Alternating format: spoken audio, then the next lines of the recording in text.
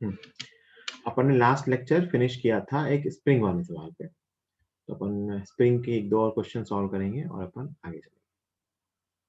ठीक है, जैसे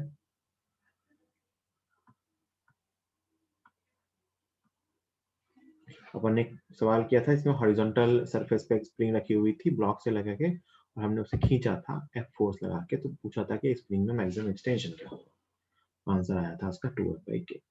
सिमिलर क्वेश्चन है, बहुत ध्यान से सुनना ये क्वेश्चन। मैं ही क्वेश्चन बताऊंगा, मैं ही सॉल्यूशन भी बताऊंगा, और ये क्वेश्चन मैंने आधा लास्ट टाइम पे डिस्कस भी किया। स्प्रिंग है और इसके अंदर एक नीचे एक ब्लॉक लगा हुआ है ना, और स्प्रिंग यहाँ भी नेचुरल लेंथ पे है। अभी स्प्रिंग जो है वो दे रखा है कि spring is in natural length.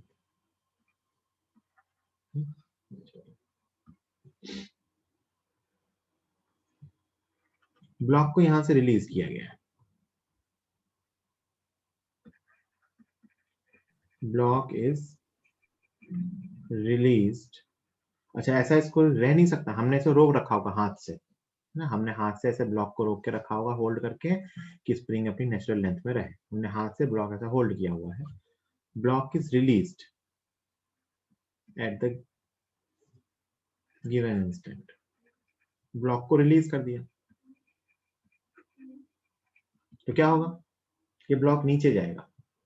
क्या होगा, ये ब्लॉक नीचे जाएगा। ब्लॉक को यहाँ नेचुरल लेंथ पे स्प्रिंग थी, स्प्रिंग फोर्स 0 था, mg नीचे लग रहा था, हमने हाथ से फोर्स लगा के ब्लॉक को रोक रखा था, तो हमने ब्लॉक को ये रिलीज कर दिया। तो आपसे पूछा है find maximum elongation in the spring, find maximum elongation in the spring during subsequent motion। subsequent motion में मैक्सिमम एक्सटेंशन स्प्रिंग कितना लगाएगी। Also find spring force at the time of maximum extension। maximum extension, तो सुनो ध्यान से, अभी ये spring अपनी नेचुरल लेंथ में है, तो मैं स्प्रिंग के नेचुरल लेंथ वाली लाइन ये बना दे रहा हूं, मैंने इसको रिलीज कर दिया, तो इस पे अभी स्प्रिंग फोर्स तो 0 है। इस इंस्टेंट पे इस ब्लॉक पे स्प्रिंग फोर्स क्या है, 0। तो ये ब्लॉक पे सिर्फ mg आ रहा है, मानते हैं, ब्लॉक पे mg आ रहा है, स्प्रिंग फोर्स कितना आ रहा है, 0। तो मैं यही डायग्राम आगे बना रहा हूँ, ध्यान से देखो।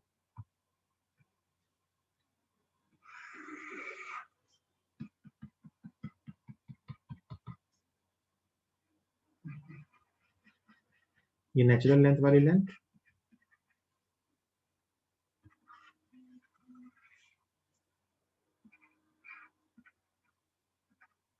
यहां से रिलीज किया मतलब वेलोसिटी 0। तो इस पे सिर्फ एक ही फोर्स लग रहा है mg, क्योंकि स्प्रिंग फोर्स उस इंस्टेंट पे कितना है भैया, 0। तो इस पे नीचे mg और ऊपर की तरफ स्प्रिंग फोर्स लगता, लेकिन वो स्प्रिंग फोर्स अभी 0 है, तो नीचे mg लग रहा है, तो v इक्वल टू 0 पे रिलीज किया, तो इसका एक्सेलरेशन इस इंस्टेंट पे नीचे होगा a इक्वल टू g, है ना, a इक्वल टू g होगा, तो ये नीचे जाएगा, ये नीचे गया, थोड़ा सा नीचे गया, यहाँ पहुंचा, है ना। अभी भी अब ऊपर की तरफ स्प्रिंग फोर्स आएगा F इक्वल टू kx, और नीचे की तरफ mg आएगा, और अपन मान लेते हैं कि अभी जो mg है वो स्प्रिंग फोर्स से ज्यादा है। भाई स्प्रिंग फोर्स पहले 0 था, स्लोली बढ़ना स्टार्ट हुआ है, तो भी मान लेते हैं mg स्प्रिंग फोर्स से ज्यादा है। तो अभी भी आप सोच के देखो, इसका एक्सेलरेशन नीचे की तरफ ही होगा, क्योंकि mg माइनस kx आएगा, और वेलोसिटी भी कहाँ होगी, नीचे। x एक्सटेंशन हो चुका होगा, बट अभी भी स्प्रिंग फोर्स ऊपर, mg नीचे, बट एक्सेलरेशन नीचे की तरफ, और नीचे जाएगा, स्प्रिंग फोर्स और बढ़ेगा। एक इंस्टेंट आएगा जब इस पे स्प्रिंग फोर्स kx ऊपर और mg नीचे। भाई mg तो कांस्टेंट है, लेकिन एक्सटेंशन बढ़ता जा रहा है, तो स्प्रिंग फोर्स भी बढ़ता जाएगा। तो एक इंस्टेंट आएगा जब mg equal to k x हो जाएगा, मतलब x equal to mg by k. यहाँ पे एक्सेलरेशन 0 होगा, या इसको कहें तो ये इक्विलिब्रियम है। ये कौन सी पोजीशन है? This is equilibrium. ये इक्विलिब्रियम है क्योंकि यहाँ फोर्स बैलेंस है, दोनों फोर्स मिलके 0 हो गए है। तो फोर्स बैलेंस है, मतलब इसका यहाँ पे एक्सेलरेशन 0 होगा। लेकिन आप सोच के देखो बेटा, इसको फर्स्ट डायग्राम, इसको सेकंड डायग्राम, इसको थर्ड डायग्राम। फर्स्ट से थर्ड तक कंटिन्यूअसली इस पे नीचे की तरफ एक्सेलरेशन था और इसमें वेलोसिटी थी, तो स्पीड बढ़ती जाएगी। तो एक्चुअली यहाँ पे इसमें कुछ वेलोसिटी आ चुकी होगी। एक्सेलरेशन तो 0 होगा, लेकिन यहाँ तक इसकी कुछ ना कुछ वेलोसिटी होगी। 1 से 3 तक की मोशन एक्सेलरेटेड है, तो 0 से स्पीड बढ़नी शुरू होगी और यहाँ कुछ स्पीड आ जाएगी। तो क्या ये ब्लॉक यहाँ रुकेगा? नहीं रुकेगा। फोर्स तो बैलेंस हो गया, एक्सेलरेशन तो 0 हो गया, लेकिन ब्लॉक यहाँ रुकेगा नहीं, ब्लॉक और नीचे जाएगा। तो अब एक्सटेंशन mg बाई के से ज्यादा हो जाएगा, ब्लॉक यहाँ से और नीचे जाएगा। मान लो यहाँ तक आया, अभी मान लो ये मूव कर रहा है कुछ v1 स्पीड से, है ना, v1 की वैल्यू v से कम होगी। लेकिन जैसे ही ये थर्ड कंडीशन को पार करेगा ना, अब ऊपर की तरफ फिर से स्प्रिंग फोर्स, नीचे की तरफ mg। अगर यहीं पे स्प्रिंग फोर्स mg के इक्वल हो गया था थर्ड में, तो ऑब्वियस सी बात है फोर्थ केस में kx की वैल्यू mg से ज्यादा हो जाएगी। मतलब अब इसका एक्सीलरेशन ऊपर की तरफ होगा, वेलोसिटी नीचे, एक्सीलरेशन ऊपर, मतलब इसका रिटार्डेशन होगा। क्या होगा? रिटार्डेशन, मतलब इसकी स्पीड डिक्रीज होगी। ठीक है, दिस इज फोर्थ डायग्राम। तो जैसे ही यहां से फर्स्ट से थर्ड गया, स्पीड इंक्रीज हो रही है, और थर्ड से आगे स्पीड डिक्रीज होगी। इसका मतलब आप ये भी कह सकते हो कि थर्ड में जो ये स्पीड रहेगी, जब ये अपने इक्विलिब्रियम पे होगा, तो वो स्पीड मैक्सिमम स्पीड होगी। कौन सी स्पीड होगी? मैक्सिमम। और भी रिटार्डेशन होगा, और रिटार्डेशन होते होते होते होते होते होते क्या हो जाएगा? एक टाइम आएगा जब ब्लॉक की वेलोसिटी फिर से 0 हो जाएगी। क्या हो जाएगी? ब्लॉक की वेलोसिटी फिर से 0 हो जाएगी। ठीक है, और ये कहाँ होगा? नीचे की तरफ कहीं इस पे mg लग ही रहा होगा, ऊपर की तरफ भी कुछ स्प्रिंग फोर्स लग रहा होगा, F equal to k x, velocity 0 हो जाएगी, है ना। तो हमें यही केस निकालना है, लेकिन यहाँ पे एक्सेलरेशन 0 नहीं होगा, एक्सेलरेशन ऊपर की तरफ कुछ होगा, है ना। तो सोच के देखिए, ब्लॉक यहाँ रुकेगा नहीं, ये वापस ऊपर जाएगा, क्योंकि यहाँ वेलोसिटी 0 और एक्सेलरेशन ऊपर की तरफ, फिर ये वापस जाएगा, फिर ये वापस ये जो 1 2 3 4 5 किया ना, उल्टे में रिपीट होगा। 5 के बाद फिर से 4 कंडीशन आएगी, फिर से 3 कंडीशन आएगी, बस वेलोसिटी ऑपोजिट में रहेगी। जो वेलोसिटी नीचे थी ये ऊपर, ये वेलोसिटी नीचे थी ये ऊपर, ये नीचे थी ये ऊपर, फिर यहाँ तक पहुंचेगा, फिर ये मोशन रिपीट होगी। तो इसका ऐसा ऑसिलेशन होगा एक्चुअली, है ना। तो मैक्सिमम एक्सटेंशन वहां मिलेगी जहां इसकी वेलोसिटी 0, यहाँ वेलोसिटी 0 थी और यहाँ वेलोसिटी 0 थी। This is maximum extension. तो हमें ये निकालना है कि मैक्सिमम एक्सटेंशन क्या होगा। This is the maximum extension. तो वापस अपन जैसा वो क्वेश्चन किया था, क्या लिखेंगे? Work done by all forces equal to change in kinetic energy. कौन कौन से फोर्स ने वर्क किया? mg ने वर्क किया, और स्प्रिंग फोर्स ने वर्क किया, और change in kinetic energy 0। x maximum नीचे आया है, x मैक्स उसका नाम दूं अगर, तो नीचे आया है, तो mg का वर्क कितना हुआ? mg into x maximum. और स्प्रिंग का वर्क कितना हुआ? माइनस हाफ के x maximum square equal to 0। तो x कितना आया? 2mg/k। कितना आया? 2mg/k। पहले क्वेश्चन का आंसर आ गया, maximum extension in the spring is 2mg/k। ये वैल्यू कितनी आई? दिस इज इक्वल टू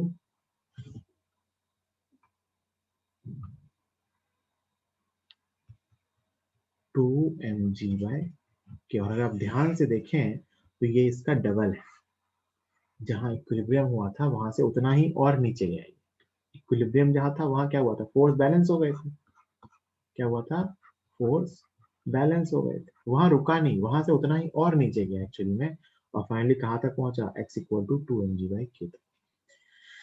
ये पढ़ाने के बाद बच्चे के दिमाग में कंफ्यूजन आता है, सर न्यूटन्स लॉ में एक सवाल किया था जिसमें एक ब्लॉक को स्प्रिंग से लगा दिया था और आप पूछते थे ब्लॉक का एक्सटेंशन क्या होगा, तो आंसर आता था mgy के। बिल्कुल सही आता था, वहां ये लिखा होता था कि ब्लॉक इक्विलिब्रियम में है। कैसे आया आपको तो ना बताते थे कि आपने ब्लॉक को स्प्रिंग से लगा दिया, स्प्रिंग ऑसिलेट होकर फाइनली रुक गया, कुछ टाइम तक उसका ऑसिलेशन हुआ और फाइनली वो रुक गया है, अब वो इक्विलिब्रियम में है। वहां याद करो लिखा होता था ब्लॉक इज इन इक्विलिब्रियम। यहाँ लिखा हुआ है कि ब्लॉक को रिलीज किया गया है जब स्प्रिंग अपनी नेचुरल लेंथ पे थी वहां से। यहाँ पे ये वहां से कितना नीचे जाएगा 2 mgy के, फिर ऊपर आएगा, फिर नीचे जाएगा, इसका ऑसिलेशन होता है। इसका क्या होता है? ऑसिलेशन। बिल्कुल ये सिमिलर क्वेश्चन। अच्छा याद करो कल भी आपने यही क्वेश्चन किया था। अंतर क्या है ना, आपका ये सिस्टम वर्टिकल में है, वो सिस्टम हॉरिजॉन्टल में। यहाँ कांस्टेंट फोर्स mg है, वहां कांस्टेंट फोर्स f था, तो उसका आंसर आपका क्या आया था 2f/k। यहाँ आंसर कितना आया x का 2mg/k। तो कोई भी कांस्टेंट फोर्स लगाएंगे तो उसके अकॉर्डिंग यही आएगा। इस क्वेश्चन का पहला पार्ट ये था जो आपने किया। इस क्वेश्चन का एक दूसरा पार्ट भी मैंने दिया है, आप देखो ध्यान से। Also find the spring force at the time of maximum extension. अगर मैं दूसरे पार्ट के लिए स्प्रिंग फोर्स पूछूं कि जब मैक्सिमम एक्सटेंशन है तो स्प्रिंग फोर्स क्या होता है kx। k तो k है, x कितना है 2mgy/k। कितना है 2mg, मतलब 2mg। पता है कितने काम की चीज है कि जब ये मैक्सिमम एक्सटेंशन है ना, उस टाइम स्प्रिंग अपने ब्लॉक के mg से दुगना फोर्स लगा रहा है। मतलब जब मैक्सिमम एक्सटेंशन है तो स्प्रिंग फोर्स इतना हो चुका है कि वो ब्लॉक से दुगने वेट को लिफ्ट कर सकता है। कई बार यही क्वेश्चन पूछ लेते हैं, इस चीज को फैक्ट को यूज कर लेते हैं। तो याद रखना, अगर एक सिस्टम को से रिलीज करते हैं तो जहां जाके इक्विलिब्रियम आता है वहां पे स्प्रिंग फोर्स की जो वैल्यू होती है वो ब्लॉक के वेट से दुगनी होती है। क्या हो जाती है? दुगनी। यही सेम केस है ना कि मैक्सिमम एक्सटेंशन 2mg/k है, तो वहां पे जाके स्प्रिंग फोर्स ब्लॉक के वेट से डबल आ जाता है ना। ये अपना फर्स्ट क्वेश्चन था और ये इसका एक्सप्लेनेशन था। इस केस में जो स्प्रिंग फोर्स आ रहा है that is 2 times of the weight of the block. कोई डाउट किसी को तो पूछ लीजिए। ठीक है, चलिए नेक्स्ट क्वेश्चन। ना लिख पाए हो तो बाद में लिख लेना। क्वेश्चन नंबर 2, ध्यान से सुनना। अब इसके कुछ फैक्ट्स को यूज करेंगे इन क्वेश्चंस में। ये पुली है, पुली से इधर एक ब्लॉक लगा रखा है,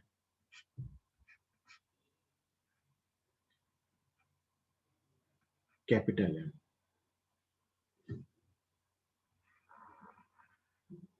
जो जमीन पे रखा हुआ है, और इधर एक ब्लॉक लगा रखा है स्मॉल एम, है ना। दे रखा है spring is in natural length, spring is in natural length, हमने रोक रखा है length and system is released, है ना। इसको एम मत लिखो, काम करो इसको खाली रहने दो, अननोन मास लिख लो। ये एक अननोन मास है, ए नाम है ब्लॉक, है ना। Spring is in natural length and system is released. तो आपसे पूछा है find minimum mass of block ए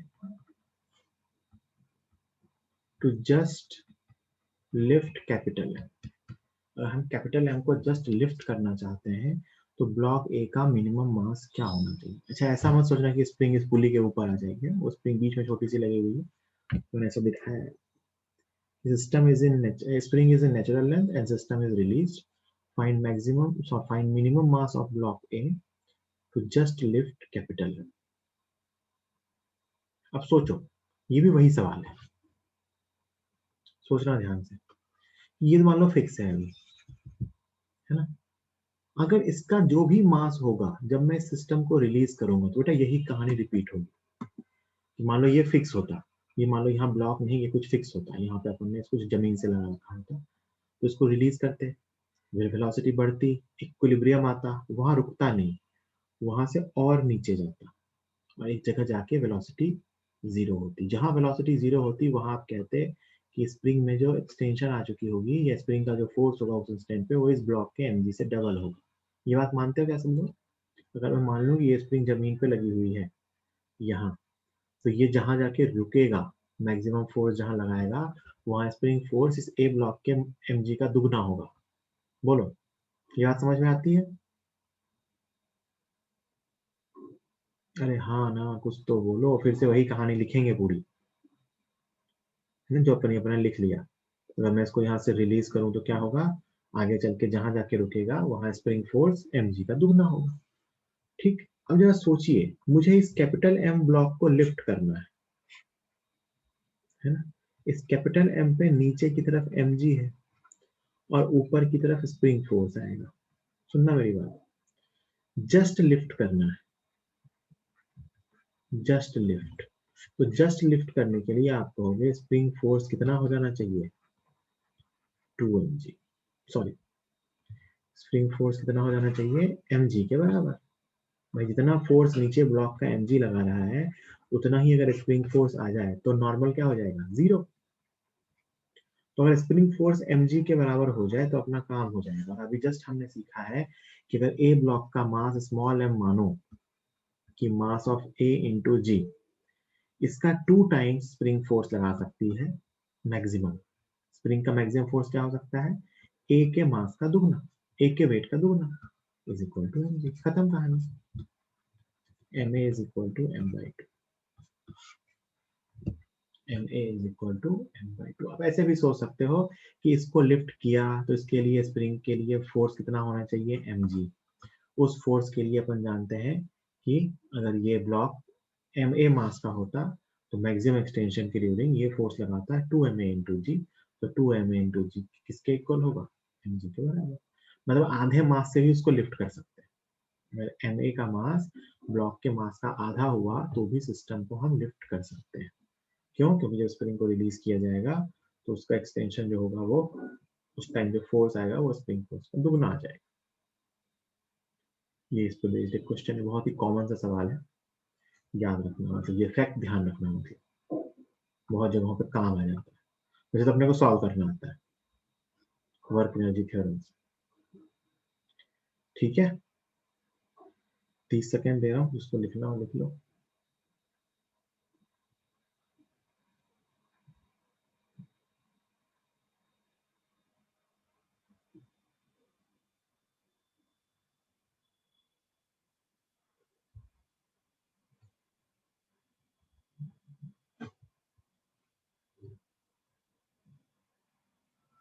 ठीक, अगला क्वेश्चन,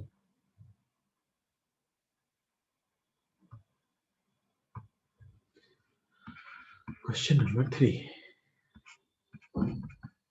इस बार स्प्रिंग यहाँ लगाई है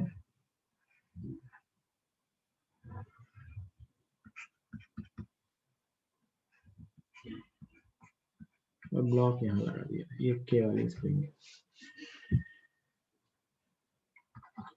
spring is in natural length, is in natural length and block is released.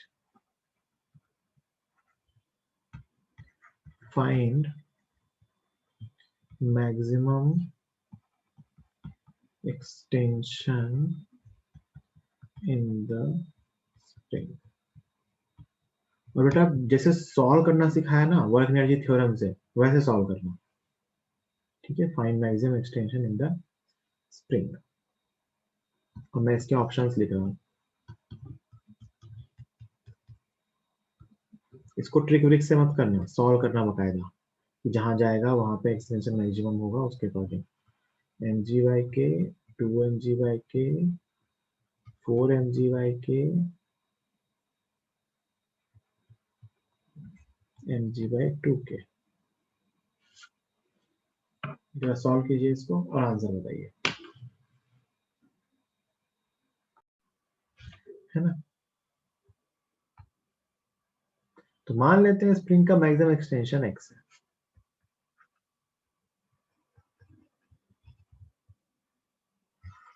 Spring जहां मैक्सिमम एक्सटेंड होगी मान लेते हैं वो x, मतलब ये अपने नेचुरल लेंथ से x नीचे आ गई। साइड बना देता हूँ।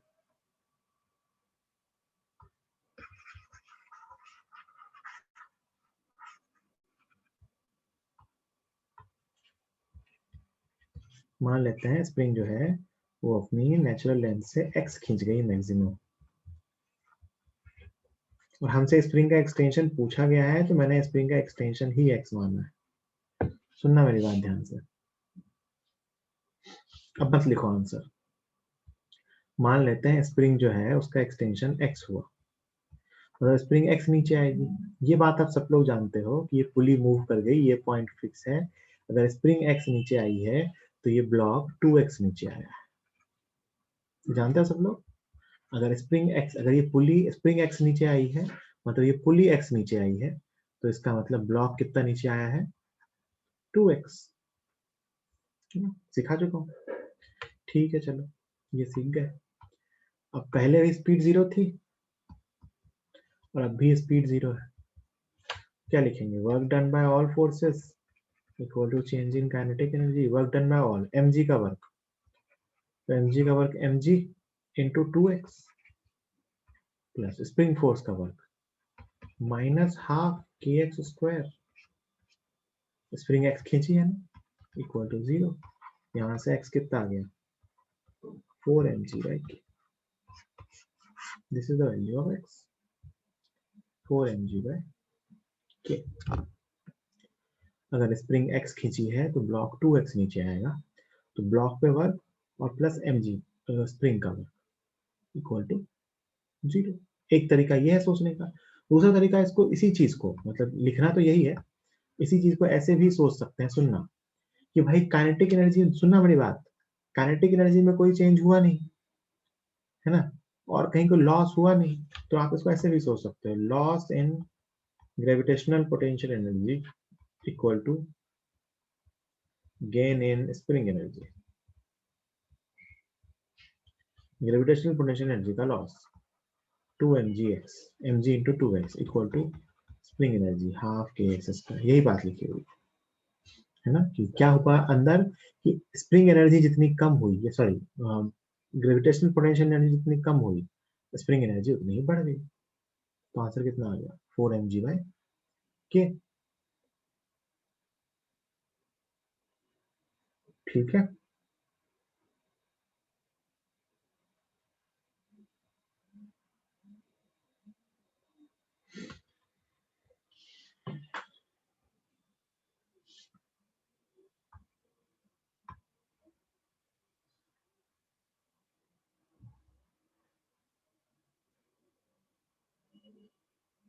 चलो अगला क्वेश्चन,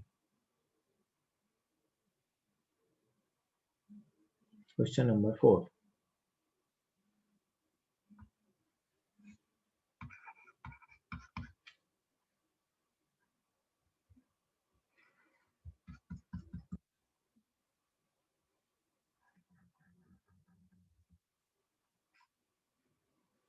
ये स्प्रिंग है और यहां से एक ब्लॉक रिलीज किया है h हाइट से। ये ब्लॉक उस पर गिरता है और स्टिक हो जाता है एक तरीके से, रेस्ट से released. Spring is in natural length. ये जो भी सपोर्ट है ये मासलेस है ना, कोई मास नहीं। Spring is in natural length, block को ऊपर से रिलीज किया है, तो आपसे पूछा है find maximum extension, sorry extension नहीं, compression. Find maximum compression in the spring, find maximum compression in the spring, है ना। यहाँ से इसको रिलीज किया है, तो आपको बताना है कि स्प्रिंग में मैक्सिमम कंप्रेशन क्या होगी। ठीक, जरा सब लोग इक्वेशन लिख के ट्राई करो, 2 मिनट का टाइम है। इक्वेशन लिखो, क्वाड्रेटिक टाइप की कुछ फॉर्म होगी, इक्वेशन लिखो 2 मिनट का टाइम है, अपने सोच करके कि अपने को ये बताना है कि जब मैक्सिमम कंप्रेस हो चुकी होगी यहां से उस टाइम तक का वर्क एनर्जी थ्योरम का एक्सप्रेशन क्या लिखेंगे, है ना? ये लिखो फिर मैं बताऊंगा।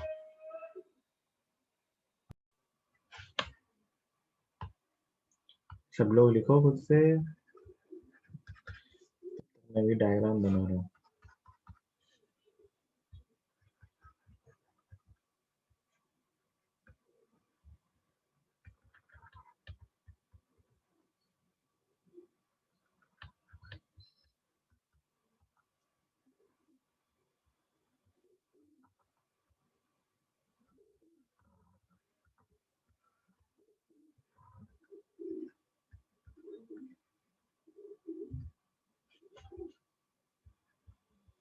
ऐसा होगा ना,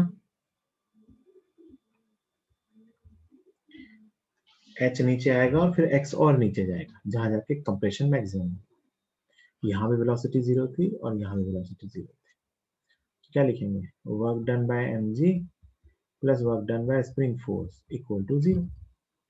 एम जी का वर्क कितना नीचे आया, एच प्लस एक्स, ये एक्स छूट जाता है लोगों से, m g h plus x, this is work done by m g plus work done by spring force. Spring कितना कंप्रेस हुई, हाफ के एक्स स्क्वायर, तो work done by spring force is minus half के x square. M g का work m g h plus x, spring force का work done, जो कि spring x compress हुई है अपने नेचुरल लेंथ से, तो माइनस हाफ के x square equal to zero.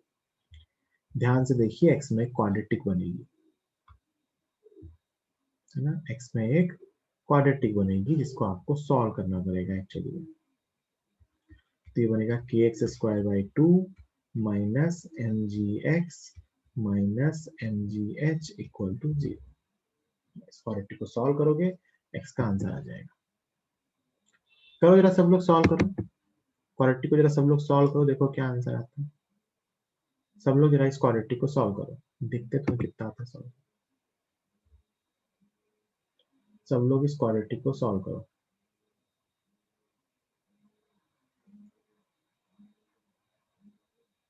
Exam में तो सॉल्व करना पड़ेगा ना, करो, मैं भी करता हूँ। ऊपर मत देखना स्क्रीन जब तक खुद से ना सॉल्व कर लो।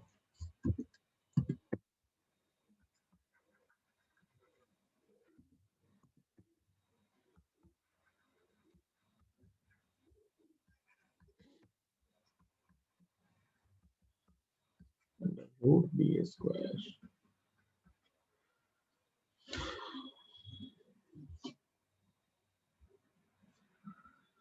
बी स्क्वायर माइनस जी की वैल्यू मत रखो, जी की टर्म में निकालो।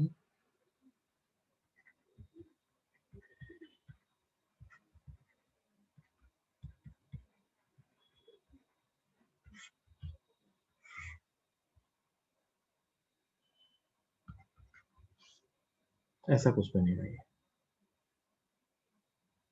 नहीं पूरी तो सॉल्व नहीं होगी ना, जिस टर्म में हो रही है उसी टर्म में लिखिए, है तो वो प्लस का साइन लेंगे ऑब्वियस सी बात है एक्स के लिए ना, तो x will be equal to m g plus ये बनेगा m square g square plus ये कितना बन रहा है, 4 के एक्स स्क्वायर, नहीं के एक्स, 4 के एक्स, क्या कुछ गलत लिखा था, ये टू है भाई, टू है, तो ये 2 बार में कैंसिल हुआ ना,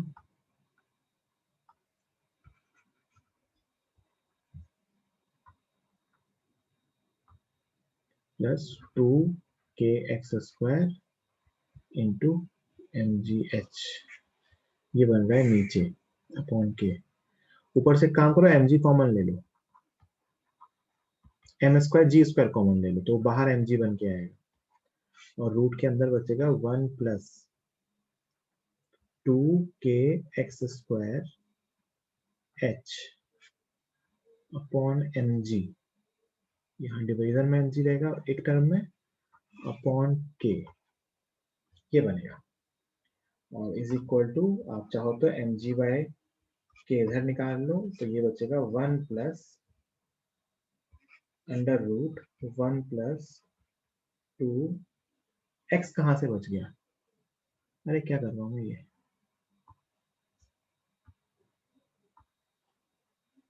ये एक्स तो गया ना, k/2 रहेगा ना बस वो। कहाँ से एक्स कहाँ से लिख रहा हूँ?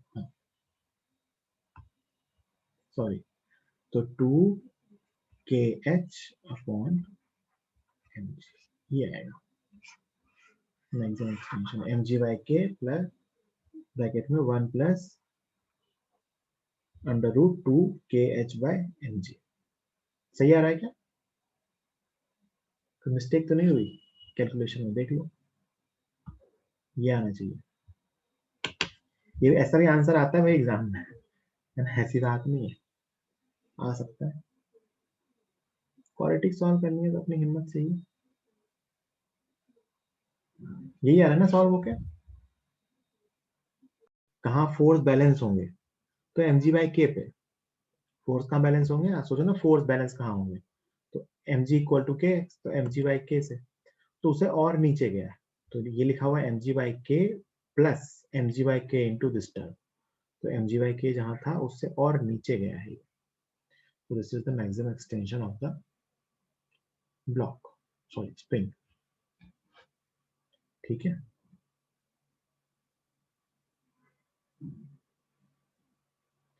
चलिए एक क्वेश्चन और करा रहा हूं। नहीं कराने को, 2 क्वेश्चन करूंगा। चौथा था ना, 5वां क्वेश्चन करेंगे। Question number 5।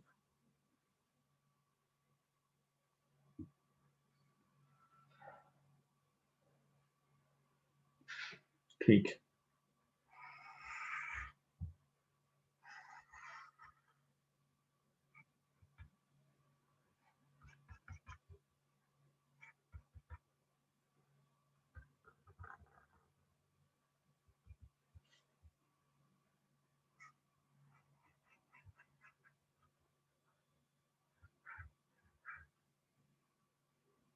है ना, ये 37 डिग्री है और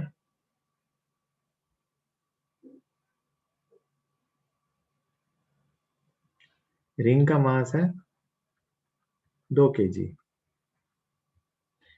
स्प्रिंग की नेचुरल स्प्रिंग का स्प्रिंग कांस्टेंट है 100 न्यूटन पर मीटर। ये लेंथ दे रखी है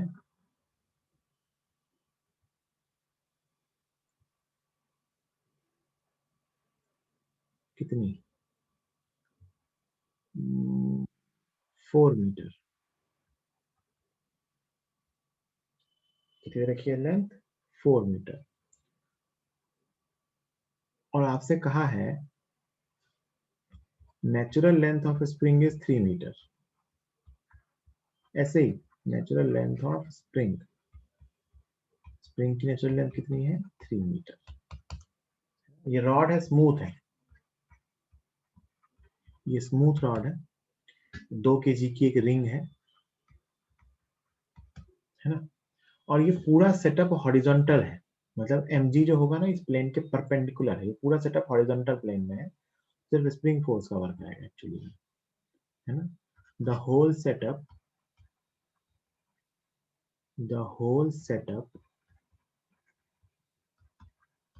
is in horizontal plane. The whole setup is in horizontal plane and the ring is released.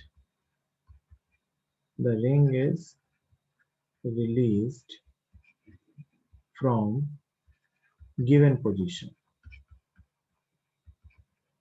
The horizontal setup is in horizontal plane and the ring is released from given position. तो जब ये इस point से पास होगा तो इसकी velocity क्या होगी? Find velocity of the ring. बहुत सिंपल क्वेश्चन है, बस दिख रहा है ऐसा भयंकर। Find velocity of the ring when it passes through point P. जब ये P पॉइंट पे पास होगा तो रिंग की वेलोसिटी क्या होगी? बताइए, बहुत ही सिंपल क्वेश्चन है, स्मूथ है, कोई फ्रिक्शन नहीं है, mg का भी इफेक्ट नहीं आएगा क्योंकि पूरा सिस्टम हॉरिजॉन्टल प्लेन में है। तो सिंपली क्या कहेंगे, loss in spring potential energy equal to gain in kinetic energy, इतना ही लिखना है बस, या work done by spring equal to change in kinetic energy. देखिए, एक लाइन का सवाल है, छोटी छोटी सी गलतियां हो सकती हैं। अभी ये टोटल लेंथ कितनी है ज्योमेट्रिकली? 5 मीटर। स्प्रिंग की नेचुरल लेंथ है 3 मीटर, इसका मतलब अभी एक्सटेंशन 5 था, बाद में एक्सटेंशन 4 हो गया।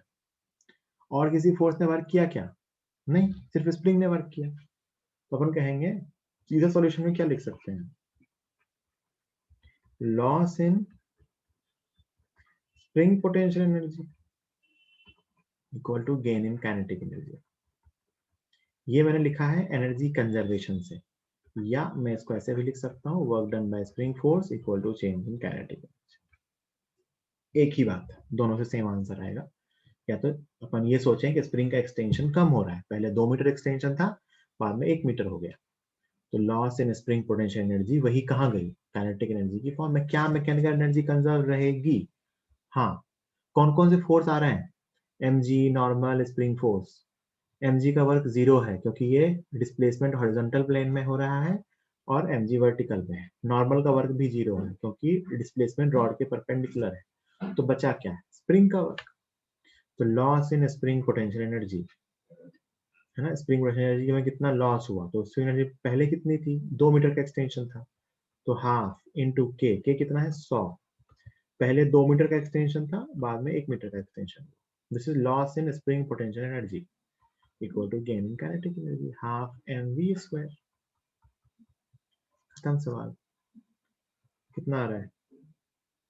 300/2 150। तो v is equal to under root 150। ये रहा आंसर, ये रहा answer, v is equal to root 150 metre पर सेकेंड।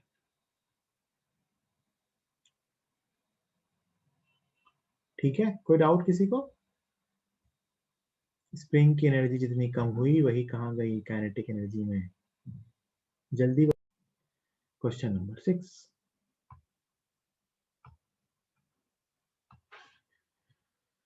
Question number 6।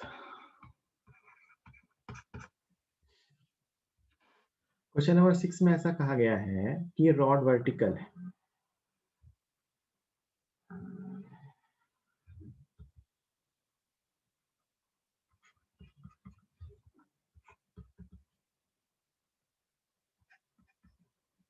और स्प्रिंग यहाँ लगी हुई थी ऐसे। तो यहाँ ये रिंग है, रिंग का मास m है, और ये लेंथ ना l दी हुई है, और ये एंगल थीटा दिया हुआ है, और स्प्रिंग कांस्टेंट k दिया हुआ है। ठीक है, ऐसा दिया हुआ है। यहाँ से इसको रिलीज किया गया, नहीं, सिस्टम वर्टिकल प्लेन में, वर्टिकल प्लेन में यहाँ सिस्टम को रिलीज किया गया। Natural length of spring is l, जो ये डिस्टेंस है ना, यही स्प्रिंग की नेचुरल लेंथ। तो ऐसा क्वेश्चन आसान रहेगा। इस natural length of spring is l, l ही है उसकी नेचुरल लेंथ। तो आपसे पूछा गया है कि find speed of ring when spring comes in natural length। Variable की टर्म में ही आएगा। देखो, सिंपल क्वेश्चन है, बस कैलकुलेशन थोड़ी सी हो सकती है। क्या सबको ये समझ में आ रहा है कि स्प्रिंग अभी एक्सटेंडेड है? बोलो भाई, क्या सबको ये समझ में आ रहा है कि स्प्रिंग अभी एक्सटेंडेड है?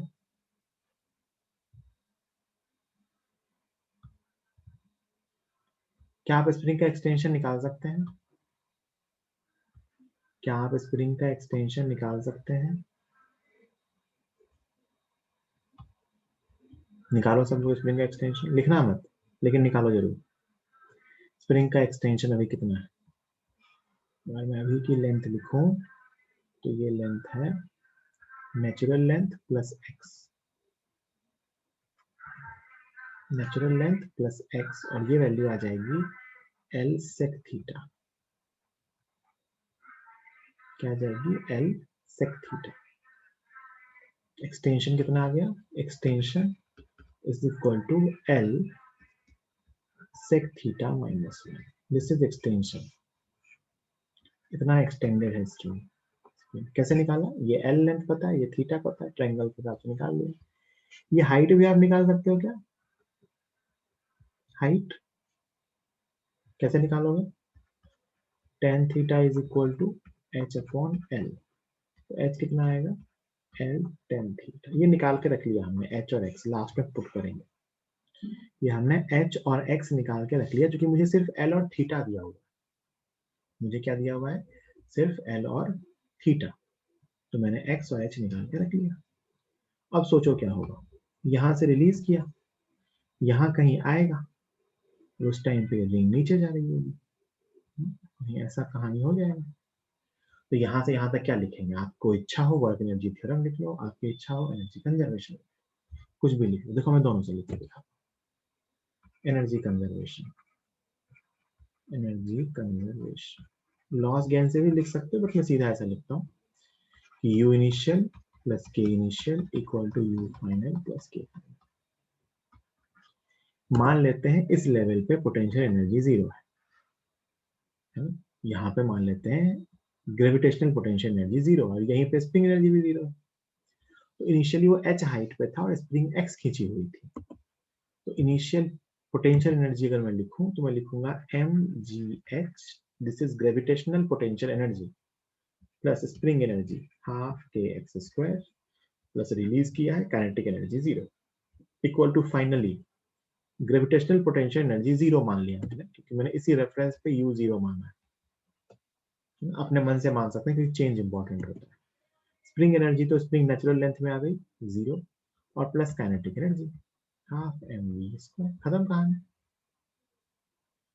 कितना आया, half m v square equal to half के x square plus m g h, ये एक्सप्रेशन बना।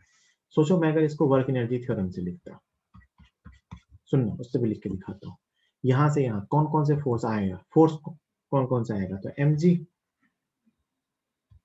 Spring force normal equal to delta k, m g का वर्क कितना नीचे आया, एम जी एच तो minus m g h, spring force का work done.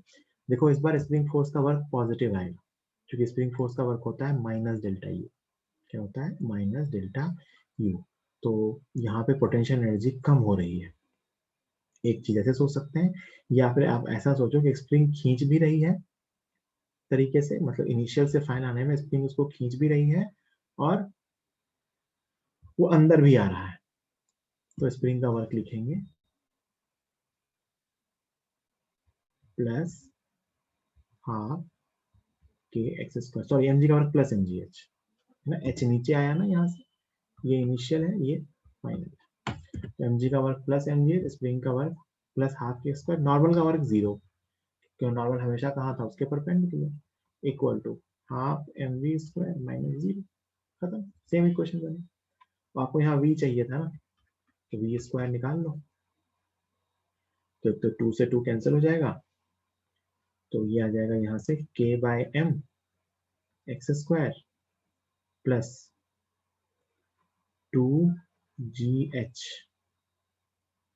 यही आएगा ना, सही है।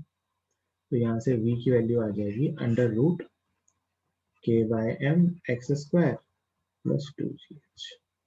अब आपको x भी पता है और आपको h भी पता है, रख देना, यहाँ पे x रख देना, यहाँ पे h रख देना, सिंपलीफाई हो जाएगा।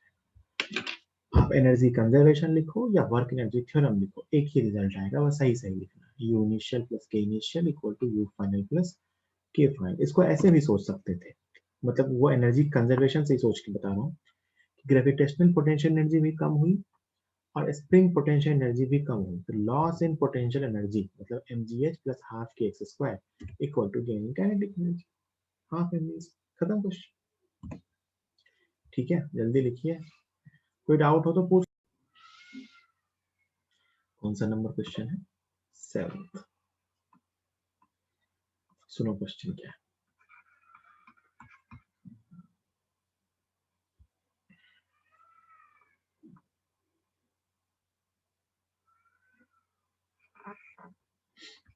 क्वेश्चन ऐसा है कि एक ब्लॉक है 2m मास का और एक ब्लॉक है m मास का, और यहाँ लगी हुई है स्प्रिंग के वाली। System is in equilibrium, system is in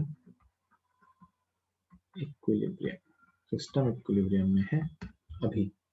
मतलब क्या ये सबको समझ में आ रहा है कि अभी स्प्रिंग कुछ कंप्रेस होगी?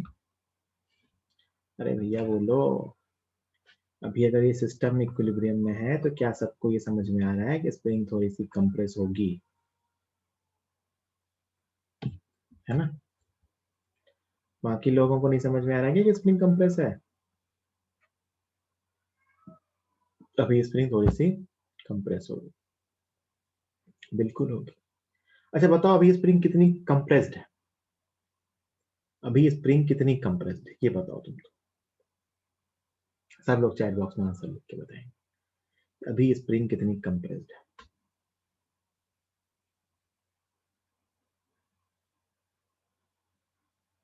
सिस्टम इक्विलिब्रियम है, न्यूटन्स लॉ का सवाल है, न्यूटन्स लॉ का सवाल है, सिस्टम इक्विलिब्रियम में है, बताओ स्प्रिंग कितनी कंप्रेस्ड है। तो ऊपर वाले ब्लॉक का वीडियो बना लो, फटाफट बता दो।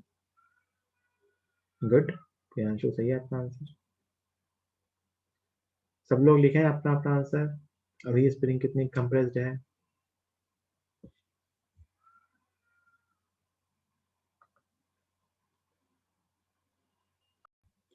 तो आपसे कहा गया है find the further distance by which m should be lowered such that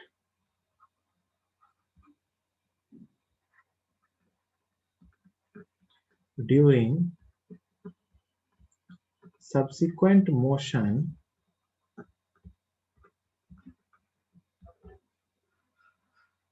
2m block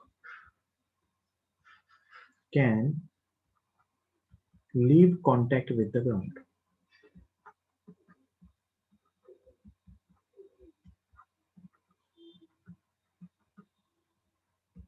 Find the further distance by which m should be lowered, मतलब और कितना कंप्रेस करें m को, और कितना m को नीचे ले जाएं कि subsequent motion के ड्यूरिंग 2m ब्लॉक जो है उसका ग्राउंड से कांटेक्ट छूट जाए।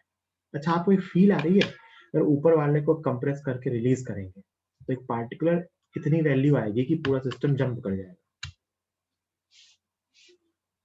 अरे ये फील आ रही है, नहीं आ रही है तुम्हें? इसको मैं अगर कंप्रेस करूं और इसे रिलीज करूं तो एक ऐसी कंडीशन आ सकती है जब ये सिस्टम हवा में आ जाएगा। सोचो कितना क्रांतिकारी सवाल सॉल्व कर रहे हैं हम, है ना? कितना क्रांतिकारी सवाल सॉल्व कर रहे हैं। अच्छा कुछ चीजें तो ऐसे ही सोच सकते हैं, क्वेश्चन सॉल्व करने से पहले कुछ कुछ चीजें तो ऐसे ही सोच लेते हैं, है ना? जैसे एक चीज ये सोच ली कि अभी एक स्प्रिंग कंप्रेस्ड है, क्वेश्चन स्टार्ट करने से पहले हमने ये सोच लिया, कहीं लिखा हुआ नहीं कि स्प्रिंग कंप्रेस्ड है, देखो ये लिखा हुआ है system is in equilibrium, find further distance by which m should be lowered such that during subsequent motion 2m block can leave contact with the ground। तो कहीं ये नहीं लिखा हुआ है कि स्प्रिंग अभी कंप्रेस्ड है, लेकिन ये हमारी बुद्धि कहती है कि ये सिस्टम अभी बैलेंस्ड है, और सिस्टम भी बैलेंस्ड है, इसका मतलब m वाले ब्लॉक पे नेट फोर्स 0 होगा, तो इसका मतलब स्प्रिंग कंप्रेस होगी जो ऊपर धक्का दे रही। डन? बोलो भाई, पहली चीज जो हमने सोची वो ये है, पहली चीज जो हमने सोची वो ये है। दूसरी चीज मैं ये सोचूंगा कि अगर मुझे 2m वाले को जस्ट लिफ्ट करना है, दूसरी चीज मैं सोच रहा हूँ बस साइड में, अगर मुझे इस 2m के ब्लॉक को जस्ट लिफ्ट करना है, जस्ट लिफ्ट, भाई 2m को कौन लिफ्ट करेगा? Spring force. तो अगर मैं 2m वाले का एबीडी बनाऊंगा तो 2m वाले पे ऊपर की तरफ स्प्रिंग फोर्स और नीचे की तरफ 2 mg। जस्ट लिफ्ट मतलब नॉर्मल 0।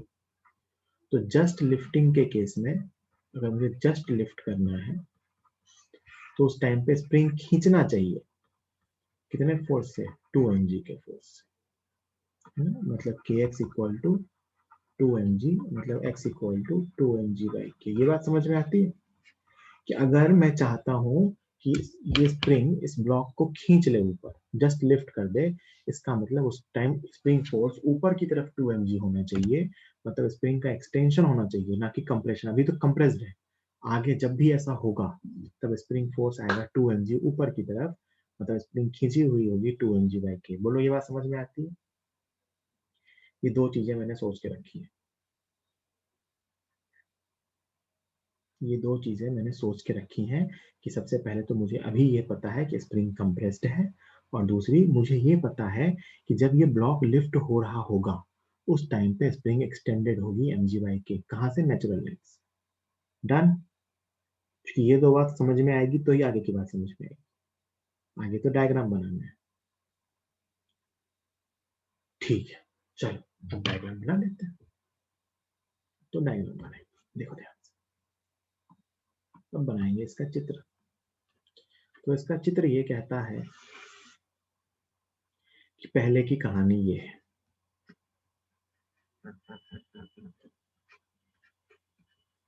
ये m है, ये 2m है, ये अपनी नेचुरल लेंथ वाला लेवल है, और इसकी ये कौन सा लेवल है, अपनी नेचुरल लेंथ का लेवल है, और ये यहाँ से कंप्रेस्ड है। ये कंप्रेशन अपन ने निकाल लिया है mg/k, है ना। ये इनिशियल कहानी है। अब आपसे क्या पूछा गया है, इसको कितना और कंप्रेस करें। मान लेते हैं जितना और कंप्रेस कर रहे हैं वो वैल्यू y है। इतना बिल्कुल चपटा कर दिया इसको मैंने, 2m और m। कितना और कंप्रेस करें, मतलब आपसे ये डिस्टेंस पूछी है। मान लेते हैं ये वैल्यू y है कि y और कंप्रेस किया और इसको रिलीज कर दें, तो यहाँ मतलब वेलोसिटी 0 होगी।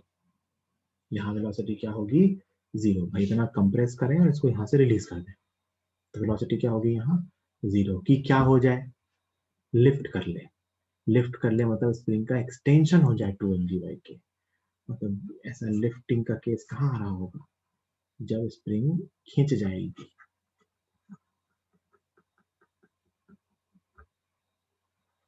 और खींचेगी कहाँ से, नेचुरल लेंथ से। कितनी खींची होनी चाहिए, 2mg/k। और जस्ट यहाँ तक पहुंचे, मतलब यहाँ भी वेलोसिटी 0 और यहाँ भी वेलोसिटी 0। यहाँ से ले जाके हम इसको रिलीज करें, मतलब सिचुएशन ये इनिशियल, ये 1 है, ये 2 है, ये 3 है। हमने उसे मैनुअली 1 से 2 दिया और 2 पे ले जाके हमने छोड़ दिया, तो 2 से 3 गया वो। कहाँ से गया, 2 से 3। हमें पूरी क्वेश्चन 2 से 3 में लगानी और हमें y बताना है। क्या ये डायग्राम सबको समझ में आया। और 2 पे जस्ट उसको रिलीज किया है और 3 तक जस्ट पहुंच रहा है, मतलब 3 पे वेलोसिटी 0 हो सकती है। तो मुझे क्वेश्चन को 2 से 3 सॉल्व करना है। बोलो भैया, तो बस हो गया, सॉल्व कर लो। 2 से 3 तक सॉल्व कर लो, कोई दिक्कत नहीं है, इजीली आ जाएगा। कौन कौन से फोर्स लग रहे हैं, mg और स्प्रिंग फोर्स। काइनेटिक एनर्जी में तो चेंज नहीं हुआ, तो इक्वेशन लिख लो।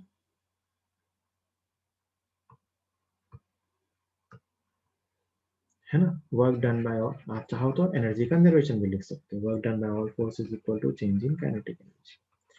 Work done by mg plus work done by spring force equal to delta k, which is 0। mg का वर्क ध्यान से देखना भाई, कितना ऊपर गया, ये 2mg/k, ये mg/k और ये y, इतना ऊपर गया है टोटल। और वर्क डन निगेटिव आएगा तो minus y plus mg/k plus 2mg/k, ये डिस्टेंस है, into force, force into displacement minus sign के साथ। इतना ऊपर गया है भाई, ये टोटल डिस्टेंस देखो ना, 2 से 3 लगा रहे हैं अपन क्वेश्चन, 2 से 3। तो 2 से 3 ऊपर कितना गया, y प्लस 3 mg/k, तो mg का वर्क यहाँ निगेटिव, प्लस स्प्रिंग फोर्स का वर्क। स्प्रिंग फोर्स का वर्क क्या होता है बेटा? माइनस डेल्टा यू, मतलब minus you final minus you initial. You final, spring finally कितनी खींची हुई है? 2 mg/k, और स्प्रिंग पहले कितनी कंप्रेस थी? इतनी। तो माइनस हाफ के you final minus you initial, ये लिखा हूँ। हाफ के फाइनली क्या लिखूंगा? 2 mg/k का square final minus initial, initially कितना है? mg/k प्लस y का होल इक्वल टू 0। इक्वेशन देख लो ध्यान से, इक्वेशन देख लो ध्यान से। कोई दिक्कत है इक्वेशन में तो बताओ। Work done by mg plus work done by spring force equal to 0। mg का वर्क निगेटिव आया, स्प्रिंग फोर्स का वर्क लिखा मैंने माइनस हाफ के x square.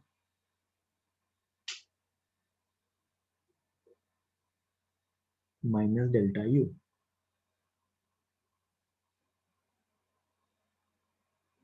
Change in potential energy. तो फाइनल पोटेंशियल एनर्जी इतनी है, इनिशियल पोटेंशियल एनर्जी इतनी है। आप चाहो तो वर्क एनर्जी थ्योरम की जगह एनर्जी कंजर्वेशन भी लिख सकते थे। यू इनिशियल प्लस के initial equal to you final plus के फाइनल, बिल्कुल लिख सकते थे। देखो मैं इसको से भी लिख के दिखाता हूँ एनर्जी कंजर्वेशन से।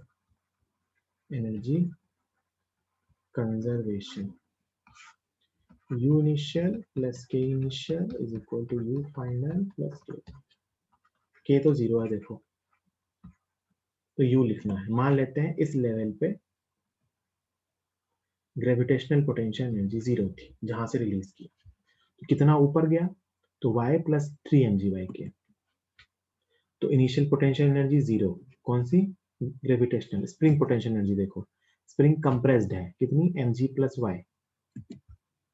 तो यू स्प्रिंग में कितनी थी? हाफ के mg/k प्लस y का होल स्क्वायर। ये initial energy plus kinetic energy तो 0 है। यू फाइनल कितनी हाइट तक पहुंच गया वहां से? तो mg, h की जगह क्या लिखोगे? 3 mg/k प्लस y। ये यू फाइनल प्लस स्प्रिंग की एनर्जी, स्प्रिंग कितनी एक्सटेंडेड है? 2 mg/k, तो हाफ के एक्स स्क्वायर 2 mg/k का whole square plus kinetic energy 0। देखो वही एक्सप्रेशन बना, और आप ध्यान से देख पाओ तो वही एक्सप्रेशन बना। मानते हो? ये माइनस माइनस यहाँ के प्लस होगा, तो ये यही बन रहा है वापस कि mg/k प्लस y का whole square is equal to this. इसको सिंप्लीफाई करो, ये y में क्वाड्रेटिक टाइप की है, इसको सिंप्लीफाई करो, है ना। अभी मैं आपको ब्रेक दे रहा हूँ, आप इसको सॉल्व करके मुझे ब्रेक के बाद बताना। अपन 3:35 पे मिलेंगे, ठीक है।